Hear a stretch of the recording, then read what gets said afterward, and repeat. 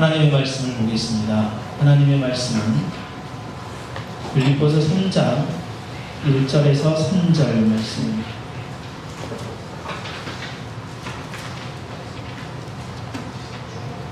빌립보서 3장 1절에서 3절 말씀 제가 봉독해 드리겠습니다. 끝으로 나의 형제들아 주 안에서 기뻐하라. 너희에게 같은 말을 쓰는 것이 내게는 수고로움이 없고 너희에게는 안전하니라. 개들을 삼가고 행악자들을 삼가고 몸을 상해하는 일을 삼가라. 하나님의 성령으로 봉사하며 그리스도 예수로 자랑하고 육체를 신뢰하지 아니하는 우리가 곧 할례하라. 아멘. 이 말씀을 가지고 주 안에서 기뻐하라 라는 제목을 가지고 하나님의 말씀을 함께 나누도록 하겠습니다. 바울은 빌립보 성도들에게 편지를 하면서 이제 편지를 끝내려고 합니다. 끝으로 라는 말을 사용하면서 편지를 이제 종결을 지으려고 하다가 지금까지 했던 말에 거의 같은 분량의 말을 다시 한번 이야기를 하고 있습니다. 마지막 하고 싶었던 말의 시작을 뭘로 시작하냐면 주 안에서 기뻐하라. 주 안에서 기뻐하는 것이 무엇일까? 정말 우리가 주 안에서 평안함을 누리는 것이 무엇일까? 즐거운 것이 무엇일까? 라는 질문을 던져보면서 오늘 설교를 시작하고자 합니다. 우리들은 주 안에서 기뻐하고 있습니다. 우리의 삶은 기쁩니다. 우리의 삶은 감당할 수 없으리만큼 너무너무 좋아서 정말 우리의 삶이 뛰고도 넘칩니다. 바울은 주 안에서 기뻐하라 라고 말씀하면서 내가 같은 말로 너희들에게 하는 것이 나에게 수고로움을 덜하고 너희에게는 안전하다 라고 이야기하면서 유대인들의 경계를 이야기하고 그리스도인인 우리들이 이러한 삶을 살아야 된다 라고 하면서 오늘 말씀을 하고 있는 거죠. 세 가지의 경계와 세 가지의 권면, 이것을 내가 지금까지 했던 말을 다시 한번 반복하면서 너희들에게 주는 말 이야기하고 있는 것입니다. 이 말씀을 나눌 때 주의 은혜가 여러분들에게 풍성하기를 원하고 주 안에서 기쁨을 누리는 일이 있으면 좋겠습니다. 바울이 끝으로 우리들에게 권면하는 이 말씀은 내가 지금까지 했던 말을 다시 한번 같은 말을 한다라고 이야기합니다. 이것이 나에게 수고롭지 않고 번거롭지 너희들에게는 안전하다라고 이야기를 하는 거예요. 반복하는 일, 그러니까 같은 말을 다시 한번 너희들에게 이야기하는 일은 참 중요한 일인 것 같습니다. 우리가 하나님의 말씀을 접할 때에 늘 새로운 말씀, 그리고 그 말씀에 대한 뭔가의 깊이 있는 말씀을 우리가 추구하면서 살아갑니다. 그런데 우리는 날마다 자랍니다. 오늘 우리의 모습은 내일 우리의 모습이 아닙니다. 내일의 우리의 모습은 오늘 모습이 아닙니다. 우리는 우리의 인생에 한 발을 더 내디디며 다른 사람의 모습, 다른 환경을 보면서 더 많은 것을 접하면서 우리는 자라가는 우리의 모습은 우리가 뭔가를 보고 깨닫는 것에 있어서 더 많은 것을 깨닫게 합니다. 우리가 초등학교 때 성경을 읽었던 한 번 일독을 했을 때하고 중학교 때 성경을 일독 한 번을 다 읽었을 때하고 고등학교 때 똑같은 말씀인 성경을 한 번 읽을 때하고 다릅니다. 우리가 정말 하나님 앞에서 세상에서 기쁨과 평안, 만족함을 누리고 있을 때의 똑같은 성경을 보낼 때에 성경 말씀을 우리들에게 주는 것과 깊은 계곡 속에서 헤매고 있을 때에 똑같은 하나님의 말씀을 볼 때 하나님의 말씀이 우리들에게 주시는 말씀이 다릅니다. 하나님의 말씀은 366권 그리고 이 말씀이 우리들에게 일평생 동안 그리고 몇천 년 동안 우리들에게 똑같이 주어진 말씀. 이 말씀은 많은 성도들이 읽었고 많은 성도들이 해석을 했고 많은 성도들이 이 부분을 가지고 살아내는 아주 많은 노력을 했던 사람들. 그런데 늘 말씀이 우리들에게 생소하다라는 것입니다. 말씀이 늘 생소하다. 청교도 목사님들은요, 이 설교하실 때에 가장 간결하고 단순했다고 합니다. 청교도 목사님들은 정말 단순하고 간결했다고 합니다. 그런데 이 청교도 목사님들은 한번 설교를 하면 간결하면서 단순하지만 최대 6시간까지 한 자리에서 설교를 했다고 합니다. 가장 짧은 시간이 1시간 반. 그러면서도 지식이 정말 없는 사람에게는 정말 이해하기 쉽도록 그 한 자리에서 설교를 했고, 그 설교는 그 자리에서 지식이 굉장히 많은 사람들에게는 경박스럽지 않았다라고 그렇게 이야기해요. 그런데 그 설교가 일주일에 3-4번씩이라는 겁니다.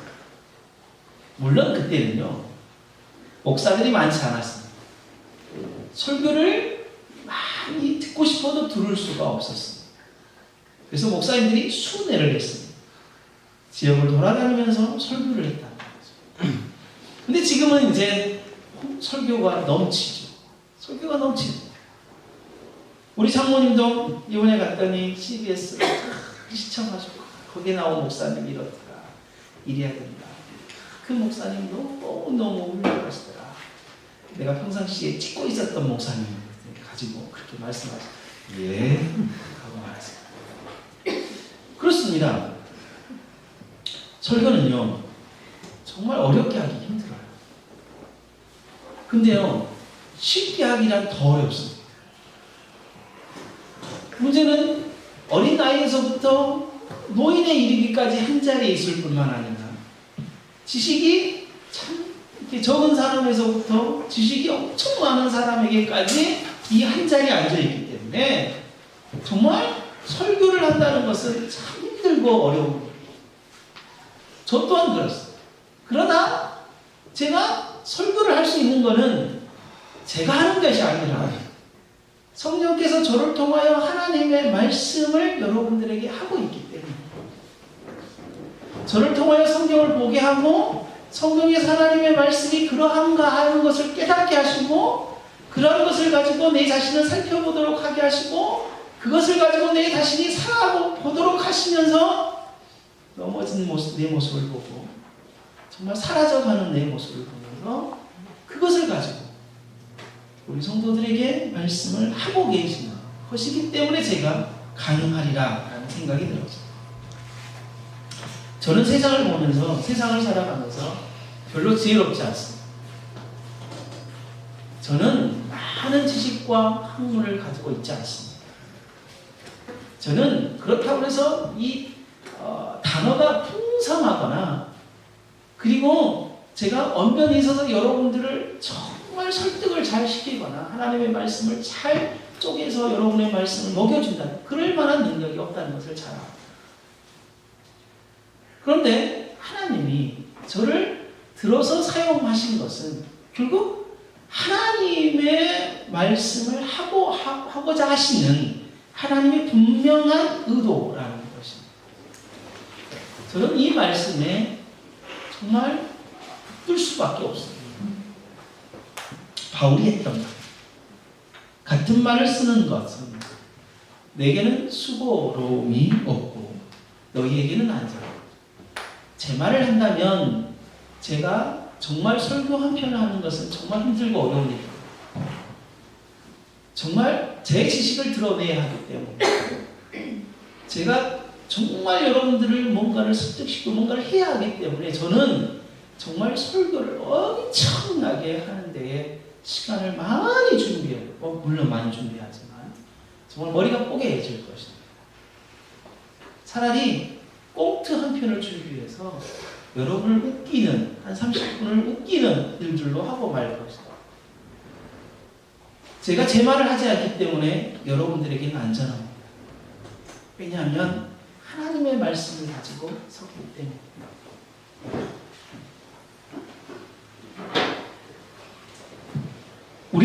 우리들도 마찬가지입니다. 우리 성도들도 그러했으면 좋겠습니다. 때로는요, 정말 성경에 깊이 있는 말씀을 가지고 정말 그 깊이 있는 말씀이 무엇인지를 생각하고 자신의 삶을 비춰보고 자신이 그동안 생각했던 것을 정리하고 아 그렇구나 라고 깊은 깨달음의 깊이로 들어가야 할 뿐만 아니라 그 깨달은 것을 내 삶 속에서 단하게 살아내는 일이 말씀을 깨닫는 것보다 정말 몇십 배 더 노력을 해야 이게 중요해요. 이해를 하지 않고 깊이 있는 말씀을 계속해서 깨달으려고만 한다면요, 우리는 정말 머리 지식으로만 이것이 쌓일 수밖에 없어요. 이런 모습은요, 조금 있다가 정말 행악하는 자들을 경계하라고 했을 때 그 말씀에서 좀 견주어서 이야기를 하도록 하고, 그래서 바울이 같은 말, 그러니까 우리가 성경의 똑같은 말을 듣고 똑같은 본문을 우리 평생 동안 신앙생활하면서 몇 번의 설교를 들을 거지만 들을 때마다 똑같은 말이겠지만 그러나 그 말이 우리들에게는 삶 속에서 역사가 일어나는 일이 있어요. 똑같은 말을 다른 관점으로 다른 사람을 통하여서 많은 풍성한 것을 들을 수 있지만 결국은 같은 말, 하나님이 하신 말씀, 그 하신 말씀에 내 자신이 삶 속에서 드러내는 것이 우리의 목표라는 거지, 다양한 말씀, 그 똑같은 말씀을 다양한 관점으로 더 많이 듣는 것이 우리가 해야 할 일이 아니라는 거죠. 그러한 삶은 내 안에서 기쁨을 누릴 수가 있어요. 그게 주 안에서 기쁨을 누려요. 그 같은 말을 내 삶 속에 살아내는, 사람에다가 부당하게 막히면 다른 관점을 통하여서 그것을 또 풀어내는 거죠. 그때 아 그렇구나, 내가 이 관점에서도 또 한번 살아봐야 되겠구나. 그렇게 살아가다가 또 멈춰지면 또 다른 관점에서 들리는 그 똑같은 말씀이지만 들리는 그 말씀을 가지고 살아가는 일이죠. 이게 우리가 부단하게 해야 할 주 안에서 기쁨을 누립니다. 경계하라. 그러면서 유대인들을 경계해야 할 세 가지를 이야기하면서 우리들에게 이야기합니다. 그 세 가지를 경계함으로써 우리가 주 안에서 기쁨을 누려야 할 것인데, 무엇보다 유대인들을 뭐라고 칭하냐면 개들이다 라고 칭합니다. 개들을 삼가라. 그게 이제 끝에 나와 있는 형식적인 할례를 주장하는 자. 그러니까 몸을 상해하는 일은 할례를 칭합니다. 그러니까 할례를 주장하는 자, 할례를 받으라고 요구하는 자입니다. 그게 이제 연관성이 있어요. 성경에는요, 이스라엘 사람들은 개를 별로 좋아하지 않습니다. 왜냐하면 성경에서 개가 나올 때 여러분 구약에 읽어보면 사람이 죽어서 피를 흘리면 그 피를 누가 핥아먹어요? 저주 때 개가 핥아먹어요. 그리고 개가 죽은 사람의 살을 뜯어 먹는 장면이 성경에 나와요. 이스라엘 사람들은 개를 굉장히 싫어했어요. 그들에게 음식을 주는 것조차 싫어했습니다. 그래서 걔는 멸시의 대상이었어요. 정말 이렇게 보기 싫어, 가까이 하기 싫어하는 거예요. 그래서 다른 사람을 모욕할 때, 상대를 모욕할 때에 개라는 호칭을 사용했어요. 개야. 호칭을 사용했어요. 근데 우리나라는 개를 사용하는 것이 흔한 대화이긴 하지만 이스라엘 백성들은 굉장히 심한 욕이었어요. 그리고 자기 자신을 굉장히 비하시키고 낮출 때에 자기 자신을 개라는 표현을 썼어요. 성경에는요, 거룩한 것을 절대 이해하지 못하는 사람들을 뭐로 치고 있냐면 개라고 치고 있어요. 그래서 마태복음 10장 6절에 뭐라고 하냐면 거룩한 것을 개에게 주지 말라라고 해요. 거룩한 것을 개에게 주지 말라. 개는요, 자기가 토한 것을 다시 먹는 사람. 그래서 성경에 뭐라고 이야기하냐면 지은 죄를 다시 짓는 죄. 그러니까 지은 죄를 회개하고 다시 짓는 행위를 뭐라고 하냐면 걔가 자기가 토한 것에 돌아간다라는 것을 베드로후서 2장 22절에서 이야기합니다. 예수님은요, 심지어 유대인들이 정말 이야기하는, 이방 사람들을 이야기하는 방식에 따라서 뭐라고 이야기하냐면 가나안 여인에게 개를 들어서 비유합니다. 개를 들어서. 자녀의 떡, 그러니까 이스라엘 백성들이 먹을 음식을 이방인들에게 주지 않는다라는 관점에 있어서, 그러니까 그 가나안 여인이 예수 그리스도에게 긍휼을 요구할 때 예수님께서 그 여인을 시험하기 위해서 그렇게 이야기하죠. 자녀의 떡을 취하여 개들에게 던짐이 마땅하냐? 이스라엘 사람들이 너희 이방인들에게 개 취급을 하는데 너희들에게 은혜를 베풀더냐? 이 말. 은혜를 베풀더냐? 예수님 물론 시험하시려고 하시고요. 실제적으로 그렇게 하는 겁니다. 이렇게 성경에는 정말 개에 대한 비유가 40여 번 나오는데 개는 정말 안 좋은 장면에서 계속 나오게 돼요. 근데 오늘 본문에서도 개가 나와요. 근데 특징적인 건 뭐냐면 이 개가 이방인들에게 호칭되어져 사용되는 것이 아니라 유대인들에게 사용되어지고 있다. 유대인들에게 바울이 개라고 지금 호칭을 하고 있는 거예요. 그러니까 엄청난 욕이죠. 유대인들을 완전히 깔아뭉개는 말입니다. 왜 유대인들을 깔아뭉개냐? 이랬습니다. 이방인들에게 복음이 전해졌거나 아니면 유대인들이 초기에 초대교회에는 이방인들이 복음을 듣고 개종하기보다는 유대인들이 예수 그리스도가 메시아라는 사실을 듣고 뭐 했냐면 유대교회에서 기독교로 개종을 했어요. 왜냐하면 자기들이 메시아, 기다리는 메시아가 예수 그리스도라는 사실을 알았기 때문에. 그랬을 때 개종하지 못한 유대인들이 그 개종한 유대인들을 향하여 저주했습니다. 어떻게 너희들이 그럴 수 있냐? 심지어 그런 과정 중에 이방인들이 이제 기독교인이 되었어요. 그럴 때에 유대인으로서 예수 그리스도를 믿은 사람들이 이방인이 기독교인이 되니까 이 사람들이 뭐라고 이야기했냐면 사도행전을 보니까 할례를 받아라. 할례를 받아야만이 너희들이 진짜로 하나님의 백성. 예수 그리스도를 믿는다고 너희들이 하나님의 백성이 되는 게 아니라 우리처럼 할례를 받아야만이 그리스도인이 된다고 할례를 받기를 주장했어요. 그랬을 때에 사도행전에서 분명하게 뭐라고 이야기하냐면 이제 그게 아니다. 오직 예수 그리스도만이 예수 그리스도의 복음으로만이 하나님의 자녀가 된다. 할례는 이제 필요가 없다. 라고 사도행전에서 분명하게 예루살렘 총회에서 결론을 딱 내려졌습니다. 그런데 이제 사도 바울이 이방 지역을 돌아다니면서 터키, 유럽을 돌아다니면서 복음을 전하여서 이방인들이 있는 도시에서 정말 유대인들이나 또한 이방인들이 복음을 듣고 그리스도인이 된 그 상황에서 그 지역에 있는 유대인들, 그러니까 복음을 받아들이지 않는 유대인들이 계속해서 뭐라고 이야기하냐면 할례를 받아야만이 진짜다 라고 계속해서 미혹하는 일이 발생합니다.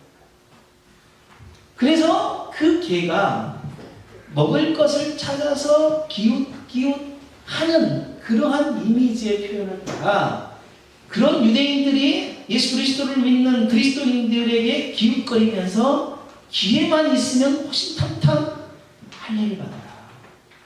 할례를 받아야 진짜 유대인, 진짜 하나님의 자녀다라고 이러한 일들이 종종 있으니까 그 유대인들을 개 형상에 비유해서 개들이라 라고 얘기합니다.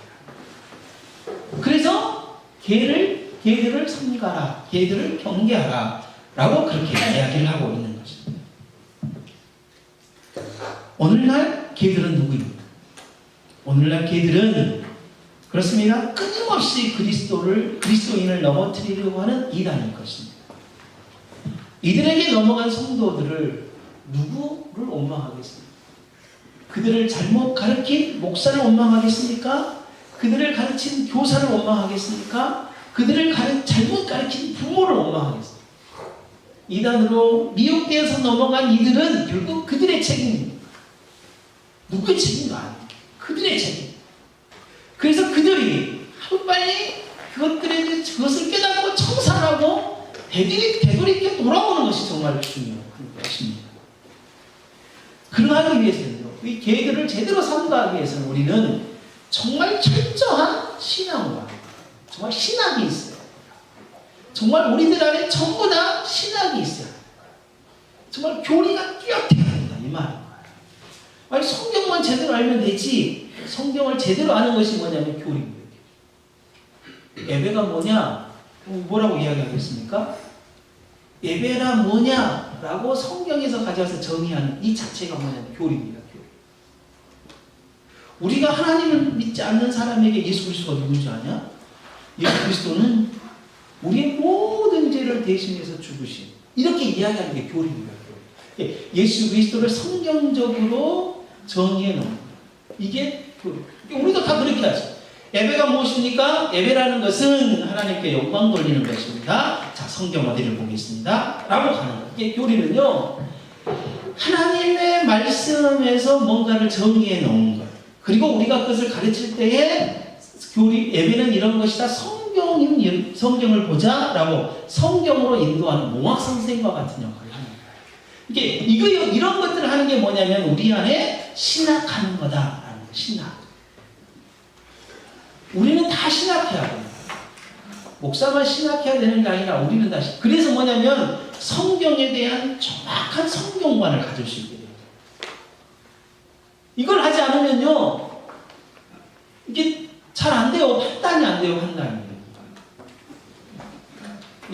교회만 열심히 나와가지고 예배만 잘 드리고 어디 안 가고 그러면 된다고 생각해요. 그래야 됩니다. 그러나 우리가 교회에서만 열심히 뭔가를 하는 것이 중요한 게 세상에 나아가는 우리를 미혹하는 것들이 얼마나 많은지. 우리는 이 교회 공동체에서 사는 시간보다 가정에서 세상에서 사는 일이 훨씬 더 많고, 그러하기 위해서는 이 성경관이 정말 뚜렷해야 돼요.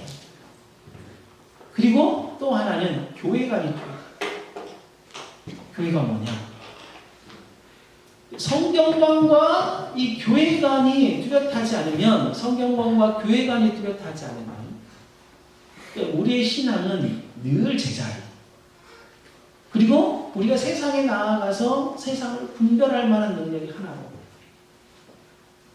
좀 그런 작업들을 끊임없이 해야 합니다.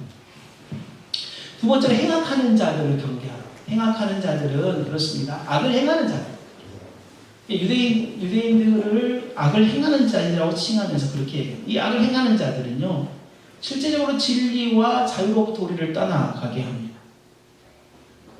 악을 행하는 자들은 하나님을 믿지 않는 사람이라고 단정하지 마십시오. 악을 행하는 자들은 하나님을 믿지 않는 사람들입니다. 그러나 꼭 악을 행하는 자들이 하나님을 믿지 않는 자들이라고만은 이야기하지 마십시오. 왜냐하면 성경에 그렇게 이야기하죠. 하고 있지 않기 때문에. 성경에 다른 신을 섬기게 하는 자들이 있다. 그 섬기게 하는 자들, 하나님 외에 다른 신을 섬기게 하는 자들은 사형에 해당하는 악이다 라고 그렇게 이야기해요. 그게 신명기 13장 1절부터 시작하는 말씀인데요, 거기는 누가 나오냐면요, 너희들 중에 선지자가 꿈꾸는 자가 일어나서 너희들에게 다른 신을 하나님 외에 다른 신을 섬기도록 하게 할 것이니 라고 시작합니다. 너희 중에 선지자라는 사람들이 나타날 거고 꿈을 꾸는 자들이 나타나서 라고 이야기해요. 하나님을 믿는 백성들이 하나님을 안 믿는 백성들을 향해서 이야기한 게 아니라요. 너희 중 이스라엘 백성들 중에서 그런 자들이 나타난다. 오늘날 하나님을 믿는 백성들 안에서 이 행악하는 자들이 얼마나 많이 있습니까? 그렇지 않습니까? 실제적으로 성도들을 온전하게 살지 하지 못하도록 그리고 온전하게 사는 게 무엇일까? 라고 판단을 완전히 흐리게 만드는 일. 왜냐하면 그들이 전부 다 성경을 가지고 말씀을 선포하는 사람이고 성경을 가지고 정말 내가 성경대로 한다라고 하는 사람이죠.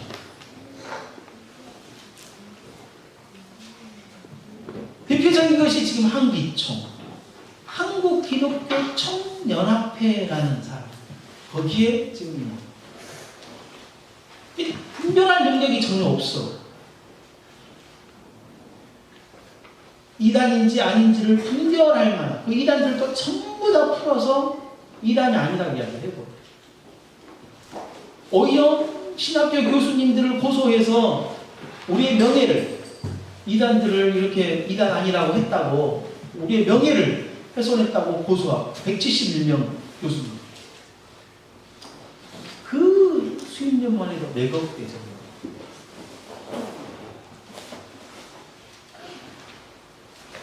한국에 있는 거대 교회들도 역시 마찬가지입니다.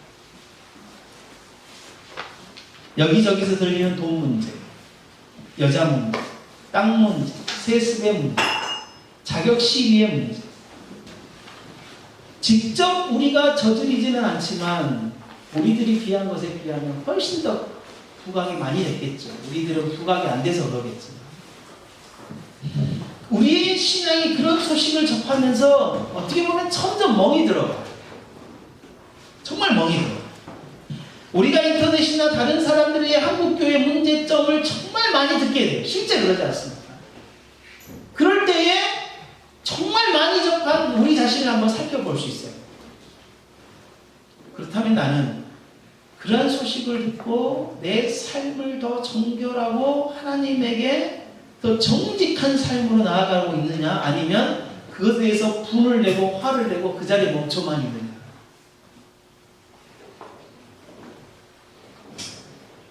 이런 행악자들을 우리가 접하면서 내가 주 안에서 기쁨을 누리지 못하는 일들이 우리가 있어요.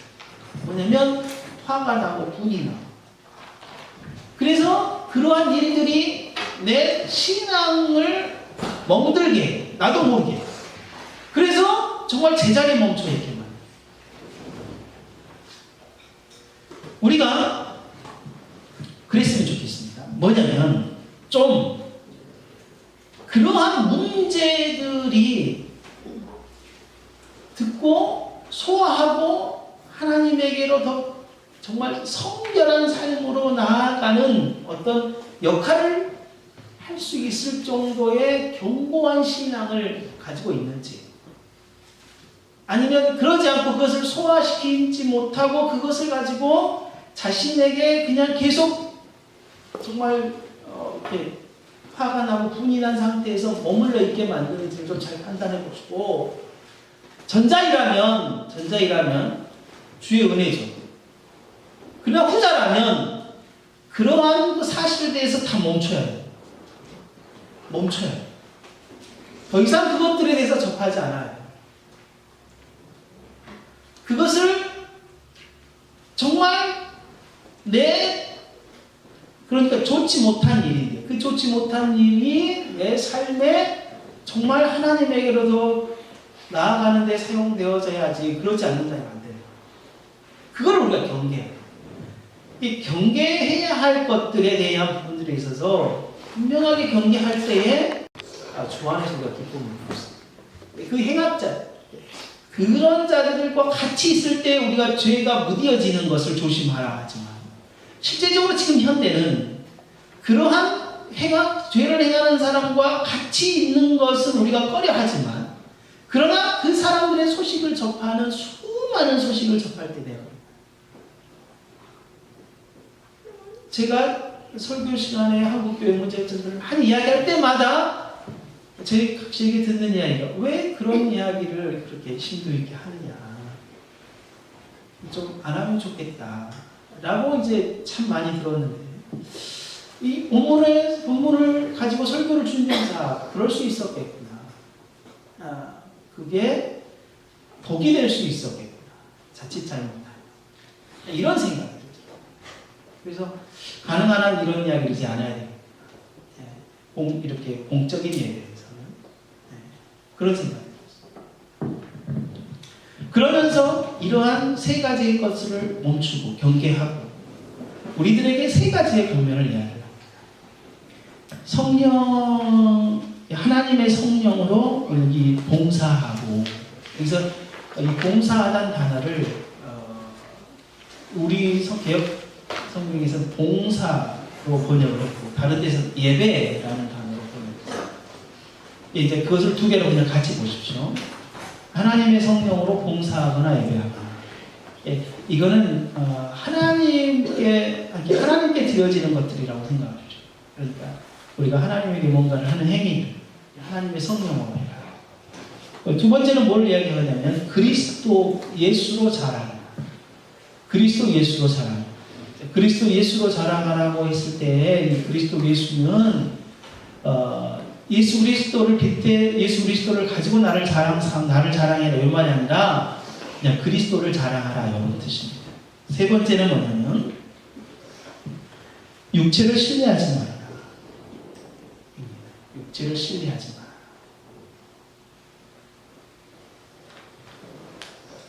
세 가지를 하나로 묶어서 말씀을 일단 드려보면 뭐냐면 이 세 가지를 통틀어서 이거다라고 이야기할 수 있는 게 뭐냐면 우리의 신앙이든 삶이든 자신을 위해서 하지 말고 오직 하나님을 위해 하라는 뜻이에요. 다른 말로 하나님을 언급하면서 자신의 어떤 공로를 드러낸다든지 자신의 어떤 부분을 높이는 일을 하지 말라는 거예요. 자신이 높아졌다는 사실을 드러내는 일에 있어서 하나님께서 저를 이렇게 해주셨습니다. 하나님이 저를 이렇게 높은 자리에 올라가겠습니다. 이런 걸 하지 마라 이 말이에요. 이런 거는 자기를 드러내는 거예요. 성령의 하나님의 성령으로 봉사하라 예배하라라고 했을 때에 우리가 예배를 왜 드리냐 이 말입니다. 여러분 오늘 예배 드리러 뭐하러 나오셨습니까? 예배만 드리러 나오셨습니다. 예배를 드리러 나왔어요. 근데 우리가 자칫 잘못하면 예배를 드리러 나올 때에 하나님에게 위로를 받고자 예배를 나온다. 되면 우리가 말장난 같지만 실제적으로 우리의 마음은 우리의 위로가 중심에 서 있어요. 그래서 마치 그렇죠. 먼저 그의 나라와 그의 의를 구하라. 그리하면 이 모든 것을 너희에게 더하시리라고 했을 때에 그의 나라와 그의 의가 중심에 있는 게 아니라 우리에게 더 주시는 입을 것과 마실 것, 그런 것들이 초점이 우리에게 있어 버린다. 그런 것들을 얻기 위해서 그의 나라와 그의 의를 구하는 것처럼 돼요. 그래서 제가 축도할 때 축도를 바꿨어요. 왜냐하면 이 삼위 하나님을 불러놓고 난 다음에 그 다음에 여기에서 이렇게 하면서 있을지어다라고 했던 방식에서 누가 이러한 지적과 그리고 곰곰이 이걸 생각해 보니까 그렇구나. 이런 것들 때문에 삼위 하나님이 사용되어지는 것은 아닌지 그때 고민이 되어졌고 행여라도 이게 그렇게 사용되어지는 문제다. 그렇다면 다 멈추고 축도만을 하자 라고 생각을 했거든요. 우리는 그럴 수 있습니다. 때로는 예배를 정확하게 드려야 합니다. 정확하게 드려야 할 때에 우리에게 무엇을 하나님께서 요구하시냐면 너희들이 이 예배를 드리면 내가 예배를 드린 너희들에게 내가 평안을 줄게. 내가 너희들에게 위로를 줄게. 이렇게 하나님 말씀. 조건으로 우리들에게 요구하지 않는다. 뭘 요구하시냐면 예배를 드려라. 라고만 우리들에게 요구했다. 예배를 드리면 내가 너희들을 평안하게 해줄게. 요게 아니라. 예배를 드리면은요, 예배 드리기 전에 우리가 먹고 있었던 고민들, 그리고 정말 분노들, 화가요, 더 치밀어 오를 수가 있어요. 예배를 드리면은요, 내가 슬펐던 것들이 더 슬퍼질 수가 있어요. 예배를 드리면은요, 반드시 우리들에게 평안만 있는 게 아니라, 위로만 있는 게 아니라, 내 자신을 정말 깊게 찍어내는 일들이 이 예배 가운데 있을 수 있다. 예배가 무엇에 집중이 되면 하나님에게만 집중이 되어지면 이 성령으로 예배하는 거예요. 거기에는 나라는 요소가 없는 거예요. 내가 그 예배를 통하여 뭔가를 기대할 게 없는 거예요. 예배를 드리면 뭐 할 것이다. 뭔가를 기대함으로 나오는 예배는 이게 기독교 예배가 아닌 거예요. 하나님이 요구하신 예배. 예배 그냥 드리는 거예요. 왜? 하나님은 경배를 받으실 하나님입니다. 그거 외에는 우리가 예배 가운데 생각할 것이 없어요. 하나님은 찬양을 받으실 하나님이기 때문에 그냥 찬양을 우리가 드리는 거예요. 실제 그렇습니다. 그리고 뭐 해야 되는 우리가? 일용할 양식을 위해서 기도하세요. 이거 필요합니다. 기도하세요. 그 필요한 것 때문에 예배하지 말라 이 말입니다.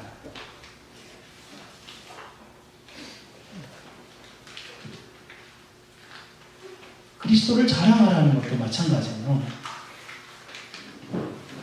내가 삶을 살아가면서 그리스도가 나타나야지. 내가 삶을 살아가면서 자꾸 내가 나타나면 안 되는 거죠. 실제 그렇습니다.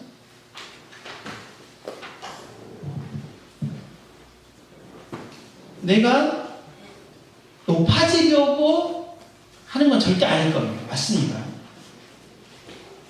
그래서 하나님께서 저를 이렇게 만들어 주셨습니다. 라고 할 때에 제가 높아지려고 하는 건 절대 아닙니다. 우리 모두가 다 그래요. 제가 높아지려고 절대 그런 게 아닙니다. 그런데 그게 늘 반복이 되다 보면 자칫 잘못하면 어느 순간에 내가 높아져 있어요. 저도 그러더라고요. 그러니까 이건 아닌데 이야기가 끝나면 내 자신이 그래. 이건 아닌데 결국 나 높아졌네. 그러더라고요. 그러니까 이게 그게 아니라 그냥 하나님 그리스도 내가 믿는 하나님 정말 대단해요. 요런 이야기들. 그러니까 하나님이 예수 그리스도가 정말 제대로 내 삶 속에서 드러나는 것이 중요해요. 그냥 우리 간단히 좀 이야기를 해보면 그런 것 같아요. 교회에서 사용되는 호칭, 목사, 장로, 집사. 이 세 개의 이 호칭이 우리가 사용할 때에 교회 공동체 안에서 사용되어질 때 이게 어떤 난 장로, 목사, 집사라는 어떤 그러한 어떤 마음이 조금이라도 있다면 이게 잘못 사용되어지는 거죠. 이것은 교회 공동체에서 예수 그리스도의 몸을 세워가는 일에 필요한 직함들이에요. 그렇다면 그것이 좀 잘 되어지고, 그렇다면 교회 바깥에서 이 명칭이 그대로 사용되어야 할 이유가 있을까? 한번 생각해봐요. 교회 바깥에서 이게 그대로 동시에 그냥 사용되어져야 해요. 남편을 남편이라고 부르지 못하고 집사라고 불러야 하는, 남편을 자기라고 부르지 못하고 장모님이라고 불러야 하는, 이게 참 슬픈 일 아니에요. 교회 바깥에서 불러지는 일들. 물론 가정에서도 그리스도의 몸을 세워가는 입장에서 그런다. 근데 이제 그 가정에서 장도 뽑았네 이 말인 거죠. 그러잖아요. 근데 이제 그건 제가 농담을 한 거고. 그래서 우리가 자칫 사용되어진 용어들이 그리스도의 몸을 사용되어자 이 호칭들이 우리가 무분별하게 사용한다는 건 아니에요. 그렇다고 해서 잘못 사용한다는 것도 절대 아니에요. 그러나 우리가 일상적으로 사용하는 일에 있어서 하나님께서 우리들에게 주신 호칭을 호칭대로 제대로 사용하지 못하는 일을 통하여서 내가 장로라는 그리고 목사라는 직함이 좀 높아지고 있지 않는지, 목사라는 직함을 가지고 있는 내가 좀 높아지고 있지 않는지 좀 살펴보자는 거죠. 아니, 그런 것까지 다 신경 쓰면 어떻게 살아요? 그렇죠? 어떻게 살겠습니까?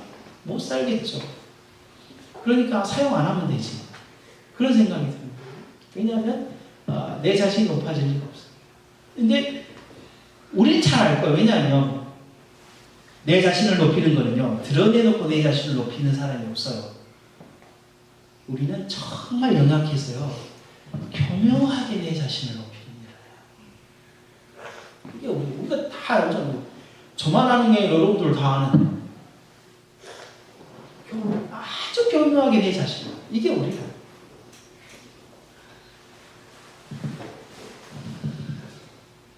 육체를 신뢰하지 않는 것. 똑같은 말이에요. 하나님의 성령으로 예배하거나 봉사하거나 그리스도 예수로 자랑하거나 그 다음에 육체를 신뢰하지 않아요. 똑같은 거예요. 육체를 신뢰할 수 없다는 이야기가 결국은 우리 자신. 우리 자신을 살펴보면 나를 신뢰할 수 없는 것이. 나를 내가 알지 못하는데 어떻게 정말 뭔가를 할 수 있고. 그러니까 누가 필요할까? 우리를 돕는 성령님이 필요하다. 그러니까 나를 믿지 못하는 내 자신을 제발 신뢰하지 마라. 이건 나를 신뢰하지 못하는 내 자신 정말 그러지 마라. 우리가 자칫 잘못하면 이럴 수가 있습니다. 우리 안에 위로는 반드시 필요합니다. 하늘에서부터 오는 정말 신령한 평안이 우리들에게 와요. 하늘의 평안이 우리들에게 와요. 그 평안을 또 누려야 돼요. 그리고 내 자신 좀 위로를 받아야 되는 거예요. 맞아요. 그런 삶을 끊임없이 살아가야 되는 거예요. 그러나 그것이 절대 뭐가 되면 안 된다. 초점이 되면 안 된다. 그게 초점이 되면 안 된다. 내 삶은 그냥 예수 그리스도를 믿는 삶을 그냥 살아가는 거예요. 갈라디아서 2장 20절 말씀이 그거잖아요. 내가 그리스도와 함께 십자가에 못 박혔나니 이제는 내가 사는 것이 아니라 그리스도께서 사는 것이다. 내가 사는 게 아니라 그리스도가 사는 거예요. 그래서 내가 육체 가운데 사는 것은 나를 사랑하사 자기 몸을 버리신 하나님의 아들을 믿는 믿음 안에서 사는 거예요. 이게 갈라디아서에서 우리들에게 말씀하시는 그리스도인이 살아가는 유일한 방법이에요. 그러니까 그렇게 해야 되겠죠. 내가 아침에 일어나서 호흡을 시작할 때 오늘 하루 하나님의 영광과 그 다음에 하나님의 나라와 하나님의 의를 위해 내가 아침밥을 준비하는 것도 하나님의 나라와 하나님의 영광과 의를 위해 내가 직장을 나아가는 그 일을 하는 것도 하나님의 나라와 영광과 의를 위해 그런 삶을 살아가요. 무엇을 입을까? 무엇을 마실까? 무엇을 할 것인가에 대한 고민을 잠시 멈추고 이거를 해야 되는데 하나님의 영광과 의를 위하자. 이게 중요한 거예요. 이게 중요한 거예요. 이게 우리들에게 요구하는 거예요. 그러할 때에 주 안에서 기쁨을 누릴 수 있을 것이다. 그러할 때. 주 안에서 기뻐하는 것은 우리가 성경을 배운 바대로 살아내는 것입니다. 이것을 하면 이것을 준다는 식의 미신적인 믿음이 아니에요. 오직 하나님을 믿는 믿음으로 살아가야 하는 것. 그래서 하나님의 성령으로 예배하고 그리스도만을 자랑하고 육체를 신뢰하지 아니하는 자.